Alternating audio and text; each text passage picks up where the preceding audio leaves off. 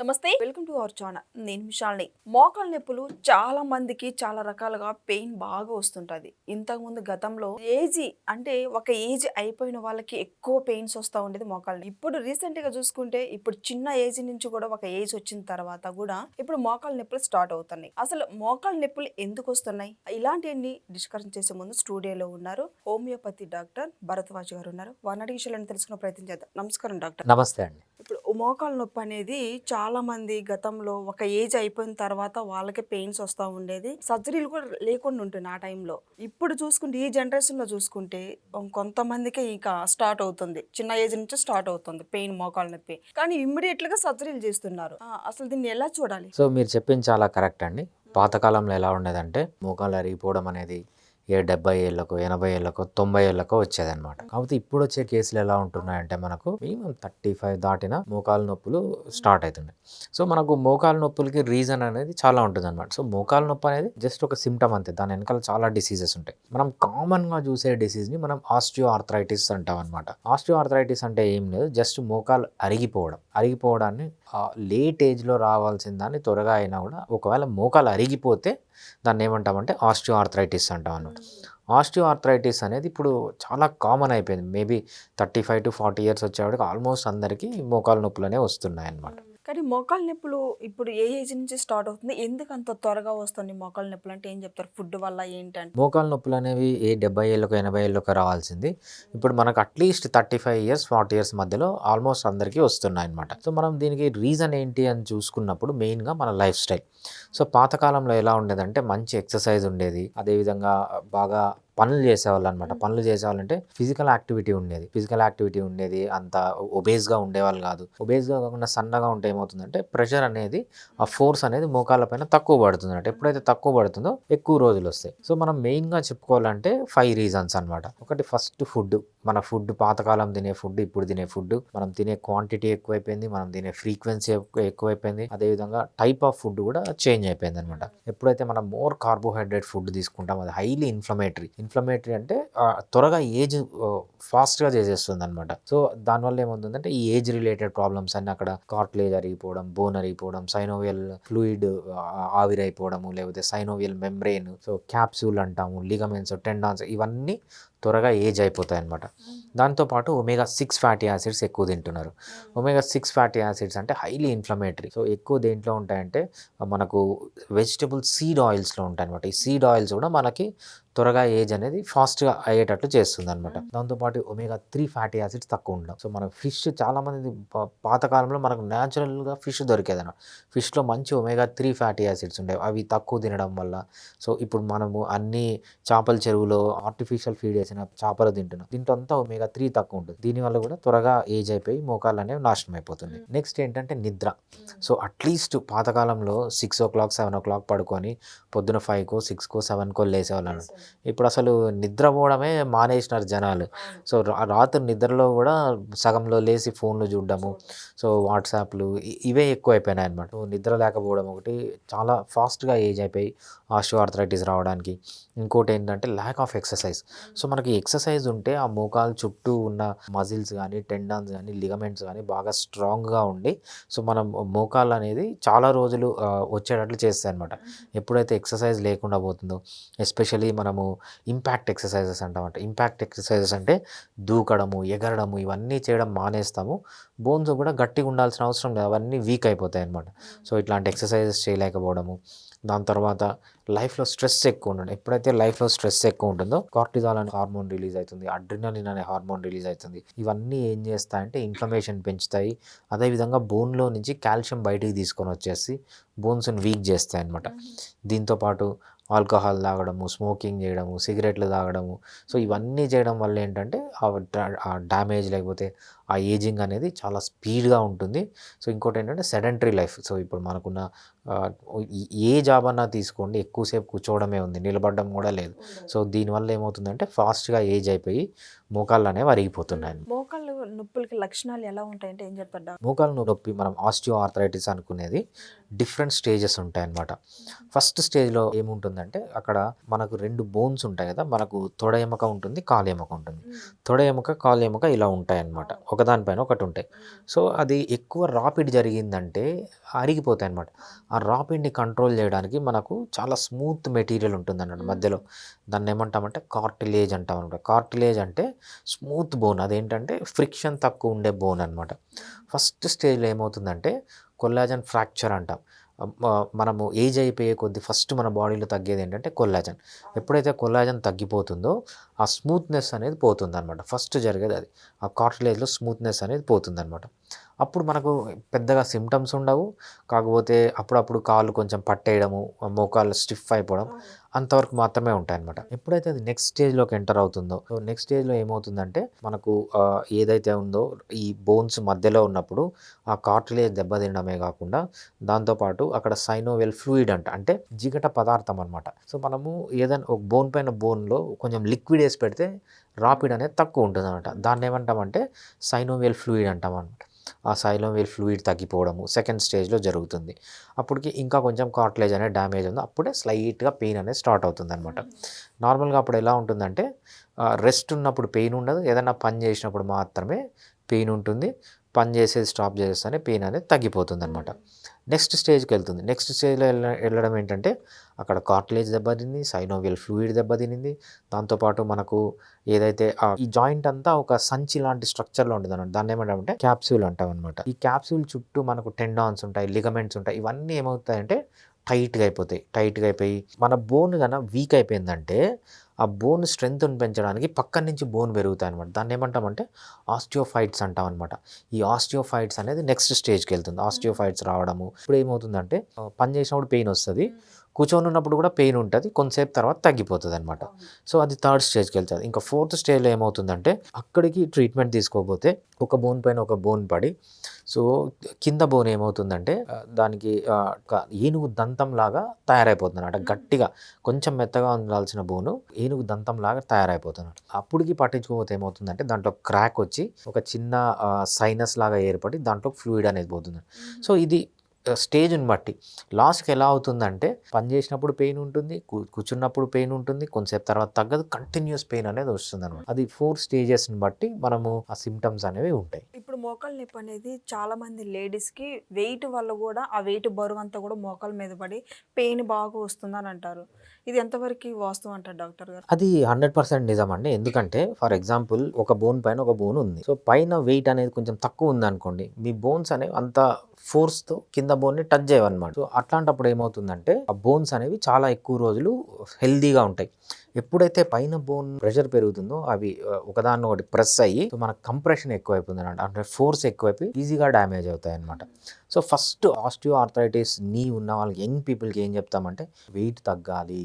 Wait తగ్గితే ఏంటంటే ఆ సిమ్టమ్స్ అన్నీ రివర్స్ అయ్యే ఛాన్స్ ఉంటుంది. వీళ్ళ మోకాళ్ళు అనేవి చాలా ఎక్కువ రోజుల వరకు వచ్చే ఛాన్స్ ఉంటుందన్నమాట. వెయిట్ అనేది చాలా మేజర్ రోల్ ప్లే చేస్తుంది. ఆస్టియో ఆర్థరైటిస్‌లో మనకు ఓన్లీ నీ జాయింట్ అనే కాదు, హిప్ జాయింట్ పైన ప్రెషర్ పడుతుంది, యాంకిల్ పైన ప్రెషర్ పడుతుంది. ఇవన్నీ బాగా డ్యామేజింగ్ అనమాట. ఫస్ట్ మనం చెప్పేది ఏంటంటే మంచిగా వెయిట్ రిడక్షన్ కావాలి అనేది ఫస్ట్ మనం ఇచ్చే అడ్వైస్ అన్నమాట. ఎక్కువ లేడీస్‌లోనే ప్రాబ్లమ్ ఉంటుంది మోకాళ్ళ నొప్పి అంటుంది. ఇది ఎక్కువ లేడీస్‌కే ఉంటుందా? లేదా జెంట్స్‌కి కూడా ఉండే అవకాశం ఉంటుందా? అంటే ఏమంటారు డాక్టర్? ఇది లేడీస్‌కి, జెంట్స్‌కి అని కాదండి.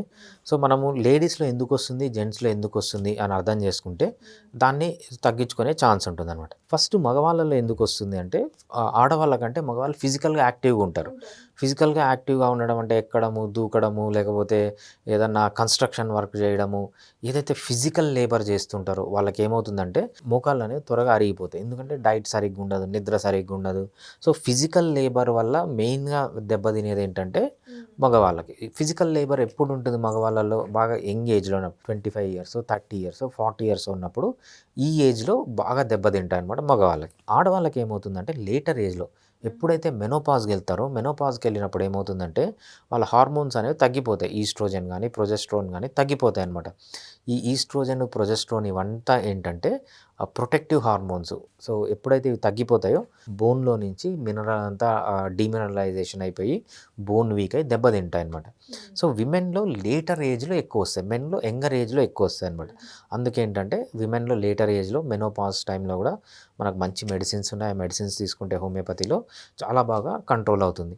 సో మెన్ కూడా అంతే అనమాట. మెన్ కూడా డైట్ అవి పాటించి హోమియోపతిక్ ట్రీట్మెంట్ తీసుకుంటే సో మంచిగా రికవర్ అయ్యే ఛాన్స్ ఉంటుంది అనమాట. ఇప్పుడు చాలా మంది ఇంగ్లీష్ మందులు వాడుతున్నారు. నిజంగా వాళ్ళకి ఇంకా ఈ పని చేయట్లేదని చెప్పి లాస్ట్ సర్జరీ వరకు వెళ్తున్నారు. దీన్ని ఏమంటారు డాక్టర్? కరెక్టే అండి. ఫస్ట్ ఏమవుతుందంటే మోకాలు నొప్పులు అనేది చిన్నగా ఫస్ట్ స్టేజ్లో ఉన్నప్పుడు లోకల్గానే పెయిన్ ఉంటుంది. జస్ట్ నడిచినప్పుడు పెయిన్ ఉంటుంది, నడవడం స్టాప్ చేస్తుంది, లేదా ఏ ఫిజికల్ ఎక్సర్షన్ చేసినా పెయిన్ ఉంటుంది, స్టాప్ చేసేస్తూనే ఉండదు. ఆ టైంలో ఎవ్వరు పట్టించుకోరు, ఇది నార్మల్ అనుకుని వదిలేస్తారు. సెకండ్ స్టేజ్లో ఏమవుతుందంటే నడిచినప్పుడు పెయిన్ ఉంటుంది, రెస్ట్ తీసుకున్నప్పుడు కూడా కొంతసేపు పెయిన్ ఉంటుంది, తర్వాత అదంతకదే తగ్గిపోతుంది. ఆ స్టేజ్లో చాలామంది వరి అవుతారు అనమాట. వరి అయిపోయి పెయిన్ వస్తుందని పెయిన్ కిల్లర్లు స్టార్ట్ చేస్తారు. ఇంకా నెక్స్ట్ స్టేజ్లో ఏమవుతుందంటే నడిచినప్పుడు పెయిన్ ఉంటుంది, కూర్చున్నప్పుడు పెయిన్ ఉంటుంది, ఇంకా తగ్గదనమాట. సో అట్లాంటప్పుడు కూడా పెయిన్ కిల్లర్ వాడతారు. సో ఈ పెయిన్ కిల్లర్లు ఏం చేస్తాయంటే ఫర్ ఎగ్జాంపుల్ అక్కడ పెయిన్ రావడం ఎందుకు, అక్కడ కార్టిలేజ్ డ్యామేజ్ అయింది, బోన్ డ్యామేజ్ అయింది, సైనోవియల్ మెంబ్రెయిన్ డ్యామేజ్ అయింది, అదేవిధంగా క్యాప్సూల్ డ్యామేజ్ అయింది, సైనోవియల్ ఫ్లూయిడ్ వెళ్ళిపోయింది, లేకపోతే ఈబర్నేషన్ అనేది ఫామ్ అయింది, అంటే ఏనుగు దంతం లాగా ఫామ్ అయింది. సో దాన్ని క్రాక్ అయ్యి లోపలికి వెళ్ళి అక్కడ సిస్ట్ లాగా ఫామ్ అయింది, సబ్ కాండ్రల్ సిస్ట్ అంటాం. దాని తర్వాత క్యాప్సూల్ చుట్టూ మనకు టెండాన్స్ ఉంటాయి, లిగమెంట్స్ ఉంటాయి, మజిల్స్ ఉంటాయి, ఇవన్నీ దెబ్బతింటాయి. సో ఇవన్నిటిని పట్టించుకోకుండా వదిలేసి దీని నుంచి వచ్చే పెయిన్ని మాత్రం తగ్గిస్తారనమాట. పెయిన్ని తగ్గిస్తే ఈ డ్యామేజ్ అంతా ఇవన్నీ ఈ స్ట్రక్చర్స్ అన్నీ డ్యామేజ్ ఉంటాయి, బట్ దీన్ని ఎవరు పట్టించుకోరు. పట్టించుకోకపోయేటప్పటికి బర్సా అని కూడా ఉంటాయి అనమాట, అంటే కుషన్స్ లాగా ఉంటాయి, అవి కూడా ఇన్ఫ్లేమ్ అయిపోతాయి. సో ఇవన్నీ పట్టించుకోకుండా జస్ట్ పెయిన్ కిల్ చేసుకుంటూ వస్తే ఏంటంటే ఇంకా ఎక్కువ అవుతుంది. దీనికి బెస్ట్ ఎగ్జాంపుల్ ఏంటంటే అసలు మనకు నేచర్ పెయిన్ ఎందుకు ఇచ్చింది? పెయిన్ అనేది ప్రొటెక్టివ్ మెకానిజం. ఫర్ ఎగ్జాంపుల్ మీ నీలో ఏదైనా ప్రాబ్లం ఉంటే నేచర్ మనకు పెయిన్ ఇచ్చింది. పెయిన్ ఇచ్చినప్పుడు ఏంటి, ఆ నీలో ప్రాబ్లం ఉంది, నీకు పెయిన్ ఉంది కాబట్టి ఆ నీని ఎక్కువ యూజ్ చేయొద్దు, ఎక్కువ యూజ్ చేయకుంటే ఫర్దర్గా డ్యామేజ్ అవుతుంది. అందుకు కొంచెం పెయిన్గా ఉంటే నీ అనేది నువ్వు ఎక్కువ దానిపైన ప్రెషర్ పెట్టవు, ఎందుకంటే పెయిన్ వస్తుంది కాబట్టి అవి ఎక్కువ రోజులు పనిచేస్తాయి. మనిషి ఏం చేస్తున్నాడు, ఆ డ్యామేజ్ని కరెక్ట్ చేయకుండా పెయిన్ని తగ్గిస్తున్నాడు. నేచర్ ఇచ్చిన పెయిన్ని తగ్గిస్తే ఏమవుతుంది, డ్యామేజ్ అలానే ఉంటుంది. అంటే ఫర్దర్గా ఫర్ ఎగ్జాంపుల్ ఓన్లీ పెయిన్ తగ్గుతుంది. పెయిన్ తగ్గుతుంది. స్టేజ్ 1లోంచి స్టేజ్ 2లోకి విత్ పెయిన్ ఉంటే 10 ఇయర్స్లో వెళ్తుంది అనుకోండి. పెయిన్ లేదనుకోండి మీరు ఏం చేస్తారు, ఎక్కువ యూజ్ చేస్తారు, 10 ఇయర్స్లో వెళ్ళాల్సింది 1 ఇయర్లోనే డ్యామేజ్ జరిగిపోతుంది. సో పెయిన్ అనేది ప్రొటెక్టివ్ మెకానిజం. సో ఆ పెయిన్ని తగ్గించడం వల్ల ఇంకా ప్రాబ్లమ్స్ ఎక్కువ ఉన్నాయి తప్పితే ప్రాబ్లమ్స్ అనేవి తక్కువ కావట్లేదు. ఇది మనము ఒక కార్పొరేట్ హాస్పిటల్లో కానీ, లేకపోతే కన్వెన్షనల్ ట్రీట్మెంట్ కానీ, లేకపోతే ఒక బోన్ స్పెషలిస్ట్ డాక్టర్ దగ్గర, న్యూరాలజిస్ట్ దగ్గరికి వెళ్ళినప్పుడు ఒక కార్పొరేట్ హాస్పిటల్లో ఇచ్చే పెయిన్ కిల్లర్స్ వల్ల ఇదంతా వచ్చే ప్రాబ్లం ఉంటుంది. పెయిన్ టెంపరీగా తగ్గుతుంది, బట్ ఆ డ్యామేజ్ అనేది ఫాస్ట్గా అవుతుంది అనమాట. కానీ ఇప్పుడు మోకాలు నొప్పి వచ్చిన వాళ్ళకి 2 మోకాళ్ళు ఒకటేసారి సర్జరీ చేస్తున్నారు. అది సక్సెస్ అవుతున్నాయంటే కొంతమంది ఫెయిల్ అవుతున్నాయి అని చెప్తున్నారు. మరి ఇది ఎంతవరకు వాస్తవం అంటారు డాక్టర్ గారు? సో మనము ఎప్పుడు సర్జరీకి వెళ్తామంటే అది 3rd స్టేజ్లో కొంతమంది వెళ్తారు, 4th స్టేజ్లో కొంతమంది వెళ్తారు అనమాట. ఈ 3rd స్టేజ్లో 4th స్టేజ్లో ఎలా ఉంటుందంటే బోన్ అంతా డ్యామేజ్ అయిపోయి ఆ స్టేజ్లో వెళ్తారనమాట. సో వీళ్ళు ఎంత వెళ్ళినా సర్జరీ అనేది చాలా రిస్క్ ఉంటుంది. సో ఒక్కొక్కసారి సక్సెస్ కాకపోవచ్చు, ఒక్కొక్కసారి సక్సెస్ కావచ్చు, సక్సెస్ అయినా కూడా చాలా ప్రాబ్లమ్స్ అనేవి ఉంటాయన్నమాట. సో సక్సెస్ రేట్ అనేది తక్కువ ఉంటుంది. బట్ హోమియోపతిలో ఏంటంటే ఇంతవరకు నాకు హోమియోపతిలో వచ్చే వాళ్ళు ఎలా ఉంటారంటే, సార్ మాకు మోకాలు నొప్పులు వస్తున్నాయి, చాలా సివియర్గా ఉన్నాయి, మేము డాక్టర్ దగ్గరికి వెళ్తే ఏమన్నాడంటే సర్జరీ చేయాల్సిందే అన్నాడు, వీడియోస్ చూస్తుంటే మీ వీడియో దొరికింది, మీరు ఏమైనా హెల్ప్ చేయగలరా? అట్లా 3rd స్టేజ్ 4th స్టేజ్లో వచ్చినా కూడా ఒక 100 మెంబర్స్ కానీ వస్తే 99 మెంబర్స్కి సర్జరీ లేకుండా మనం హోమియోపతిలో మెయింటైన్ చేసుకుంటూ రావచ్చు. అంటే పెయిన్స్ అన్నీ తగ్గించు సర్జరీ వరకు పోకుండా ఉండాలంటే పెయిన్స్ మెయింటైన్ చేసుకోవాలి, పెయిన్ లేకుండా మెయింటైన్ చేసుకోవాలి. పెయిన్ లేకుండా హోమియోపతిలో మెయింటైన్ చేసుకొని కొంతవరకు ఏదైతే ఈ కార్టిలేజ్ డ్యామేజ్ అన్నామో ఆ స్టేజ్లో 4th స్టేజ్లో కొంతవరకు రివర్స్ చేయొచ్చు అనమాట. బట్ మనం ఈ మోకాళ్ళని ఫర్ ఎగ్జాంపుల్ స్టేజ్ 1 నుంచి స్టేజ్ 2లోకి వెళ్ళడానికి వితౌట్ హోమియోపతిక్ ట్రీట్మెంట్ 5 ఇయర్స్ పట్టింది అనుకోండి. హోమియోపతి ట్రీట్మెంట్ తీసుకుంటే దాన్ని 20 ఇయర్స్ వరకు పొడిగేయచ్చు. 25 ఇయర్స్ అంటే 100 మంది కన్నా వాళ్ళు సెలెక్ట్ చేస్తే ఇది సర్జరీ మ్యాండేటరీ అని 99 మందిని సర్జరీ వరకు పోకుండా హోమియోపతితో కాపాడచ్చు. అది 3rd 4th స్టేజ్లో అంత ఎఫెక్టివ్గా హోమియోపతి మందులు పనిచేస్తాయి. ఇప్పటి వరకు ఎంతమంది పేషెంట్లు వచ్చి ఉంటారు డాక్టర్ గారు? ఇప్పుడు హోమియోపతి యూజ్ చేసిన తర్వాత వాళ్ళకి సక్సెస్ అయిందని చెప్పారు. మరి ఇప్పటికి ఎంతమంది అట్లా అయ్యారంటే ఏం చెప్తారు? రైట్. సమ్ థౌజండ్స్ అండి. సో, ఎందుకంటే ఒక్కొక్క సిస్టమ్ ఆఫ్ మెడిసిన్‌లో ఒక్కొక్క స్పెషాలిటీ ఉంటుంది. సో, మనకు హోమియోపతిలో ఏదన్నా మంచి సక్సెస్ రేట్ ఉన్న డిసీజ్ ఏదన్నా ఉందంటే ఆస్టియో ఆర్థరైటిస్ ఆఫ్ నీ అంటాం మనం. నీ ఆస్టియో ఆర్థరైటిస్ అనేది ఇంతవరకు ఏ పేషెంట్ వచ్చినా మన దగ్గరికి ఇంకా వేరే ట్రీట్మెంట్‌కి ఎళ్ళాల్సిన అవసరం లేదు. ఫర్ ఎగ్జాంపుల్ స్టేజ్ 1లో ఉందనుకోండి, జస్ట్ కార్టిలేజ్ డ్యామేజ్ ఉంది. కొన్ని రోజులు వాడి మానేయొచ్చు. మానేస్తే ఏమవుతుందంటే మళ్ళీ కార్టిలేజ్ రీజనరేట్ అయ్యి నార్మల్ అయిపోతుందనమాట. సెకండ్ స్టేజ్‌లో ఉంది. వీళ్ళకి కొంచెం టైం పడుతుందనమాట. థర్డ్ స్టేజ్‌లో, ఫోర్త్ స్టేజ్‌లో మనం కంప్లీట్‌గా క్యూర్ చేయలేము. బట్ వీళ్ళని సర్జరీ వరకు పోకుండా కాపాడొచ్చు. ఏది జరిగినా కూడా వితౌట్ సింగిల్ సైడ్ ఎఫెక్ట్. చాలా సేఫ్‌గా, సేఫ్ అంటే ఏంటంటే ఇక్కడ ఒక్క సైడ్ ఎఫెక్ట్ కూడా లేకుండా ఈవెన్ థర్డ్ స్టేజ్‌లో, ఫోర్త్ స్టేజ్‌లో ఉన్నవాళ్ళు కొంతమంది లైఫ్ లాంగ్ తీసుకోవాల్సొస్తది. ఆ స్టేజ్‌లో ఉన్నవాళ్ళు. వాళ్ళకి కూడా ఒక సైడ్ ఎఫెక్ట్ లేకుండా ట్రీట్ చేయొచ్చు. చాలా ఎఫెక్టివ్‌గా అంటే మీరు ఆయుర్వేద తీసుకోండి, యునాని తీసుకోండి, సిద్ధా తీసుకోండి, అలోపతి తీసుకోండి, కన్వెన్షనల్ ట్రీట్మెంట్ అంటాం. మీ ఇంటి పక్కనున్న డాక్టర్ గానీ, ఒక కార్పొరేట్ హాస్పిటల్ గానీ వీళ్ళకంటే చాలా ఎఫెక్టివ్‌గా హోమియోపతిలో ట్రీట్ చేయొచ్చు. టైమ్లీ అంటే మీనింగ్ ఏంటంటే చాలామంది అనుకుంటారు హోమియోపతిలో నొప్పులు తగ్గడానికి చాలా టైం పడుతుంది. నో. ఈ ఆస్టియో ఆర్థరైటిస్ గానీ, ఈ నొప్పుల్ని తగ్గించడానికి చాలా మంచి మెడిసిన్స్ ఉన్నాయి హోమియోపతిలో. చాలా ఇమ్మీడియట్‌గా పెయిన్ తగ్గే ఛాన్స్ కూడా హోమియోపతిలో చాలా మందిలో ఉంటుందన్న. హోమియోపతి అనేది చాలా సేఫ్, చాలా ఎఫెక్టివ్, చాలా అఫోర్డబుల్. అంతేకాకుండా మనం ఇనీషియల్ స్టేజ్‌లో ఫస్ట్ స్టేజ్ గానీ, సెకండ్ స్టేజ్‌లో గానీ ఉన్నప్పుడు కంప్లీట్‌గా క్యూర్ చేయొచ్చు. క్యూర్ చేయొచ్చు అంటే ముందు మీ కార్టిలేజ్ ఎలా ఉందో అలా తీసుకొనెళ్ళొచ్చు. అదేవిధంగా మళ్ళీ రాకుండా ప్రివెంట్ చేయొచ్చు. సో, ఫస్ట్, సెకండ్ స్టేజ్‌లో. థర్డ్, ఫోర్త్ స్టేజ్‌లో ఏంటంటే మనము కంప్లీట్‌గా క్యూర్ చేయలేం. కొంతవరకు రికవర్ చేయొచ్చు. కొంతవరకు నొప్పుల్ని తగ్గియచ్చు. ఇంటెన్సిటీ ఆఫ్ ది సింప్టమ్స్ గానీ, ఇంటెన్సిటీ ఆఫ్ పెయిన్ గానీ, డ్యూరేషన్ ఆఫ్ ది పెయిన్ గానీ, లేకపోతే ఫ్రీక్వెన్సీ ఆఫ్ ది పెయిన్ గానీ, లేకపోతే number of different types of pain ఉంటాయన్నమాట. సో, నంబర్ ఆఫ్ పెయిన్స్ గానీ ఇవన్నీ హోమియోపతితో తగ్గించి థర్డ్ స్టేజ్, ఫోర్త్ స్టేజ్‌లో మనము రిలీఫ్ ఇయ్యొచ్చనమాట. బట్ కంప్లీట్‌గా క్యూర్ చేయడము, రాకుండా చేయడం అనేది థర్డ్ స్టేజ్, ఫోర్త్ స్టేజ్‌లో కష్టమవుతుంది. సో మోకాళ్ళ నొప్పులు వచ్చేటప్పుడు మజిల్స్ అనేది స్ట్రాంగ్‌గా ఉండాలంటే ఎలాంటి ఫుడ్ తీసుకోవాలి? ఏం చెప్తారు డాక్టర్ గారు? సో, మజిల్ స్ట్రాంగ్‌గా ఉండాలంటే ఫస్ట్ ఏం చేయాలంటే మనం వెయిట్ తగ్గించుకోవాలి. రెగ్యులర్‌గా ఎక్సర్సైజ్ చేయాలి. మనకు నీ ఎక్సర్సైజెస్ అంటామనమాట. So, flexion exercises, extension exercises, resistance training అంటామనమాట. రెసిస్టెన్స్ ట్రైనింగ్‌లో మనకు lower compartment, upper compartment, medial compartment, lateral compartment అని డిఫరెంట్ మజిల్ గ్రూప్స్ ఉంటాయి. ఈ మజిల్స్ అంతా స్ట్రెంథెన్ చేయడానికి డిఫరెంట్ ఎక్సర్సైజెస్ ఉన్నాయి. అవి చేసుకోవచ్చు అనమాట. దీంతోపాటు మంచి డైట్ అంటే ఎక్కువ మంచిగా ప్రోటీన్ ఫుడ్ తీసుకొని న్యాచురల్ ప్రోటీన్ అంటే ఫామ్‌లో పెంచిన కోళ్ళు లేకపోతే ఫామ్‌లో పెంచిన చేపలు కాకుండా వీలైనంత వరకు నేచర్‌లో దొరికేవి తినడము, కార్బోహైడ్రేట్ తగ్గియడము, అదేవిధంగా మంచి నిద్రపోతే ఏమవుతుందంటే గ్రోత్ హార్మోన్ రిలీజ్ అవుతుందన్నమాట. ఈ గ్రోత్ హార్మోన్ రిలీజ్ అయితే ఏంటంటే మజిల్స్ అన్నీ చాలా స్ట్రాంగ్ అవుతాయన్నమాట. సో, దాంతోపాటు నిద్రతో పాటు మంచిగా స్ట్రెస్ లేని లైఫ్‌లో ఉండడం వల్ల కార్టిజాల్ ఇవన్నీ తగ్గిపోయి అక్కడ కూడా మంచి గ్రోత్ హార్మోన్ అని రిలీజ్ అవుతుంది. ఎప్పుడైతే అలవాట్లు ఉంటాయో ఆల్కహాల్ గానీ, స్మోకింగ్ గానీ ఇవన్నీ తగ్గిస్తే ఏమవుతుందంటే మంచి గ్రోత్ హార్మోన్ రిలీజ్ అయ్యి మంచి స్ట్రెంథనింగ్ మోకాలు చుట్టూ ఎప్పుడైతే స్ట్రెంథన్ అవుతుందో ఈ వీక్నెస్లు తగ్గి సో, ఆస్టియో ఆర్థరైటిస్‌లు ఉన్నా కూడా ఆ పెయిన్స్ ఉన్నా కూడా తట్టుకోవడానికి, ఆ పెయిన్స్‌ని ఫ్యూచర్‌లో ఎప్పుడుకో రావడానికి పోస్ట్‌పోన్ చేయడానికి కూడా బాగా యూజ్ అవుతుందన్నమాట. మనకి ఇప్పుడు హోమియోపతి వాడిన తర్వాత మోకాళ్ళ నొప్పి ఎన్ని మంత్స్‌కి తగ్గుతుంది? ఎన్ని మంత్స్ సక్సెస్ అవుతది? అంటే ఏం చెప్తారు డాక్టర్ గారు? పెయిన్ తగ్గించడం మనకు కష్టం కాదండి. ఫర్ ఎగ్జాంపుల్ ఫస్ట్ స్టేజ్ గానీ, సెకండ్ స్టేజ్ గానీ, థర్డ్ స్టేజ్ గానీ, ఫోర్త్ స్టేజ్ గానీ పేషెంట్ వస్తే పెయిన్ తగ్గించడం పెద్ద కష్టం కాదు. సో, పెయిన్ తగ్గించడం అనేది అలోపతి వాళ్ళు తగ్గిస్తారు, హోమియోపతి వాళ్ళు తగ్గిస్తారు. ఫర్ ఎగ్జాంపుల్ పెయిన్ ఉంది, ఇక్కడ క్యూర్ ఉంది. అంటే మళ్ళీ రివర్స్ చేయడం పాథాలజీ. పెయిన్‌లో అలోపతి వాళ్ళు ఇస్తే ఎలా తగ్గుతుందో హోమియోపతి వాళ్ళు ఇస్తే కూడా అలా తగ్గుతుంది. కానీ ఎప్పుడైతే మనం క్యూర్‌కొస్తామో అలోపతిలో దానికి మెడిసిన్స్ లేవనమాట. మనకు ఎర్లీ స్టేజ్‌లో ఫస్ట్ స్టేజ్‌లో గానీ, సెకండ్ స్టేజ్‌లో ఉన్నప్పుడు హోమియోపతి వాడితే ఏమవుతుందంటే మళ్ళీ కంప్లీట్‌గా రీజనరేట్ అయ్యే ఛాన్స్ ఉంటుంది హోమియోపతిలో. అలోపతిలో అది లేదనమాట. అదేవిధంగా థర్డ్ స్టేజ్, ఫోర్త్ స్టేజ్‌లో వాళ్ళు ఏదైతే సర్జరీ అంటారో మనం సర్జరీ వరకు పోకుండా కాపాడుతూ రావచ్చు. థర్డ్ స్టేజ్, ఫోర్త్ స్టేజ్‌లో ఒక్కొక్కసారి లైఫ్ లాంగ్ మెడిసిన్స్ యూజ్ చేయాల్సిందే. ఫస్ట్ స్టేజ్‌లో, సెకండ్ స్టేజ్‌లో ఉన్నప్పుడు సో, సింప్టమ్స్‌ని బట్టి 3-6 లేదా మాక్సిమం 9 మంత్స్ వాడితే మంచి రికవర్ అయ్యే ఛాన్స్ ఉంటుంది. పెయిన్ గురించి మాట్లాడాడు. పెయిన్ ఇమ్మీడియట్‌గా తగ్గిపోతుంది. అలోపతిలో ఎంత ఫాస్ట్గా తగ్గుతుందో హోమియోపతిలో అంత ఫాస్ట్గా తగ్గుతుంది. మనం ఏదైతే డిసీజ్ రివర్సల్ అంటామో వాళ్ళకు ఛాన్స్ లేదు, మనకు ఛాన్స్ ఉంది. మనం డిసీజ్ రివర్సల్ గురించి మాట్లాడినప్పుడు ఏమవుతుందంటే ఈ టైం పడుతుంది అనమాట. ఫస్ట్ స్టేజ్ సెకండ్ స్టేజ్లో ఉంటే అట్లీస్ట్ ఫస్ట్ స్టేజ్లో ఉంటే అట్లీస్ట్ 3 months to 6 months సరిపోతుంది. సెకండ్ స్టేజ్లో ఉంటే 6 months to 1 year ఒక్కొక్కసారి వాడాల్సి వస్తుంది.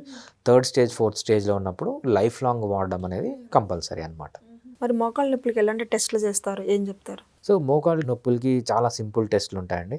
మనం ఫస్ట్ బ్లడ్లో కాల్షియం లెవెల్స్ ఎంత ఉన్నాయో చూసుకోవాలి. సో కాల్షియం సీరం కాల్షియం అనే టెస్ట్ చేస్తామన్నమాట. అదేవిధంగా విటమిన్ డి లెవెల్స్ ఎంత ఉన్నాయో చెక్ చేసుకోవాలి. సో మన బోన్స్ గట్టిగా ఉండాలంటే విటమిన్ డి అనేది అవసరం అనమాట. చాలామందికి ఏంటంటే విటమిన్ B12 కూడా తక్కువ ఉంటుంది. విటమిన్ B12 తక్కువ ఉన్న బోన్స్ అరిగిపోవడం, మజిల్స్ పెయిన్ రావడం ఇవన్నీ జరుగుతుంది. విటమిన్ B12 చెక్ చేస్తామన్నమాట. దీంతో పాటు మనం ఎక్స్రే తీస్తే ఏమవుతుందంటే సో ఒక బోన్కి బోన్ డెన్సిటీ ఎంత ఉంది, లేకపోతే ఒక బోన్కి మధ్య గ్యాప్ ఉందా, లేకపోతే టెండాన్స్ ఏమైనా డ్యామేజ్ అయ్యా కొంతవరకు తెలుస్తుంది. బట్ మనకి ఇంకా డీప్గా కావాలి, ఫుల్ అండర్స్టాండింగ్ కావాలంటే ఎంఆర్ఐ చేస్తే ఏమవుతుందంటే వెరీ మైన్యూట్ డీటెయిల్స్ కూడా మనకు దాంట్లో నుంచి వచ్చి దాన్ని బట్టి మనం ట్రీట్మెంట్ అనేది చేయొచ్చు అనమాట. ఇంకా ఫైనల్గా మోకాళ్ళ నొప్పి పేషెంట్లకి ఇంకేం చెప్తారు డాక్టర్ గారు? మోకాలు నొప్పులు అనేవి ఫస్ట్ ఎలా ఉంటాయంటే చాలామంది మోకాలు నొప్పే కదా అని నెగ్లెక్ట్ చేస్తారనమాట. నెగ్లెక్ట్ చేసే కొద్దీ ఫస్ట్ స్టేజ్లో ఏమవుతుంది, ఓన్లీ కార్టిలేజ్ మాత్రమే డ్యామేజ్ అవుతుంది. అప్పుడే పట్టించుకుంటే ఏమవుతుందంటే కార్టిలేజ్ని రివర్స్ చేసుకొని లైఫ్ లాంగ్ ఉంటుంది. ఫస్ట్ స్టేజ్లో పట్టించుకోకపోతే సెకండ్ స్టేజ్లోకి వెళ్ళిపోతుంది. సెకండ్ స్టేజ్లో ఏంటంటే కార్టిలేజ్ ఇంకా దెబ్బతింటుంది, బోన్ కూడా ఎఫెక్ట్ అవుతుంది అనమాట. సో అప్పుడు కూడా పట్టించుకోలేదనుకోండి నెక్స్ట్ స్టేజ్లోకి వెళ్తుంది. నెక్స్ట్ స్టేజ్లో ఏమవుతుందంటే ఆస్టియోఫైట్స్ ఫామ్ కావడము, అదేవిధంగా లోపల గుజ్జు అంటారు కదా, సో సైనోవియల్ ఫ్లూయిడ్ అంటారు, అది తగ్గిపోవడము, లోపల సైనోవియల్ మెంబ్రెయిన్ దెబ్బతినడము ఇవన్నీ జరుగుతాయి అన్నమాట. చుట్టుపక్కల ఉన్న క్యాప్సూల్ అంటాం, క్యాప్సూల్ దెబ్బతినడము, అదేవిధంగా టెండాన్స్ లిగమెంట్స్ ఇవన్నీ దెబ్బతినడం థర్డ్ స్టేజ్లో వస్తుంది అనమాట. ఈ థర్డ్ స్టేజ్లో కూడా పట్టించుకోకపోతే ఫోర్త్ స్టేజ్లో ఏమవుతుందంటే ఏనుగు దంతంలాగా మారిపోతుంది. అక్కడ దాన్ని ఈబర్నేషన్ అంటాం అనమాట. ఈబర్నేషన్ అయిన తర్వాత అప్పటికే పట్టించుకోకపోతే దాంట్లో క్రాక్ వచ్చి సబ్ కాంట్రల్ సిస్ట్లు ఇవన్నీ వస్తాయన్నమాట. సో బేసిక్గా ఏంటంటే మనం ఎంత త్వరగా మన లైఫ్ స్టైల్ని చేంజ్ చేసుకొని హోమియోపతి ట్రీట్మెంట్ తీసుకుంటే అన్ని రోజులు మనము ఫ్యూచర్లో నొప్పి లేకుండా ఉండొచ్చు, మన మోకాలు యొక్క లైఫ్ని పొడిగించుకుంటూ రావచ్చు అనమాట. సో మోకాలు నొప్పులు ఉన్న వాళ్ళు కంపల్సరీ నెగ్లెక్ట్ చేయకుండా ఇమ్మీడియట్గా లైఫ్ స్టైల్ చేంజెస్ చేసుకొని హోమియోపతి ట్రీట్మెంట్ తీసుకుంటే వాళ్ళకి లైఫ్ లాంగ్ నొప్పులు రాకుండా, లేకపోతే వాళ్ళకి 10 yearsలో 20 yearsలో వచ్చే నొప్పుల్ని ఫ్యూచర్లో ఎప్పుడో వచ్చేటట్లు పోస్ట్పోన్ చేసుకోవచ్చు. Thank you doctor. థ్యాంక్స్ అండి.